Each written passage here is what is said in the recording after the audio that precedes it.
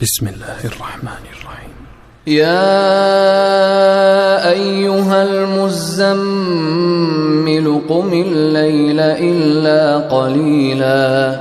نصفه أو انقص منه قليلا أو زد عليه ورتل القرآن ترتيلا إنا سنلقي عليك قولا ثقيلا إن ناشئة الليل هي أشد وطئا وأقوم قيلا إن لك في النهار سبحا طويلا واذكر اسم ربك وتبتل إليه تبتيلا رب المشرق والمغرب لا إله إلا هو فاتخذه وكيلا واصبر على ما يقولون واهجرهم هجرا جميلا وذرني والمكذبين أولي النعمة ومهلهم قليلا إن لدينا أنكالا وجحيما وطعاما ذا غصة وعذابا أليما يوم ترجف الأرض والجبال وكانت الجبال كثيبا مهيلا إنا أرسلنا إليكم رسولا شاهدا عليكم كما أرسلنا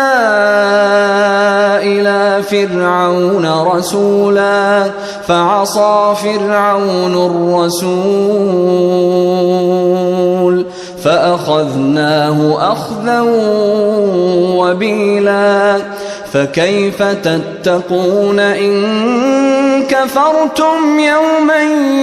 يجعل الولدان شيبا السماء منفطر به كان وعده مفعولا إن هذه تذكرة فمن شاء اتخذ إلى ربه سبيلا إن ربك يعلم أنك تقوم أدنى من ثلثي الليل ونصفه وثلثه وطائفة من الذين معك والله يقدر الليل والنهار علم أن لن تحصوه فتاب عليكم فاقرؤوا ما تيسر من القرآن علم أن سيكون منكم مرضى وآخرون يضربون في الأرض يبتغون من فضل الله وآخرون يقاتلون في سبيل الله فاقرؤوا ما تيسر منه وأقيموا الصلاة وآتوا الزكاة وأقرضوا الله قرضا حسنا وما تقدموا لأنفسكم من خير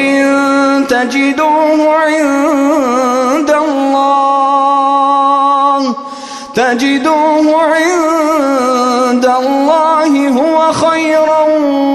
وأعظم أجرا واستغفروا الله إن الله غفور رحيم.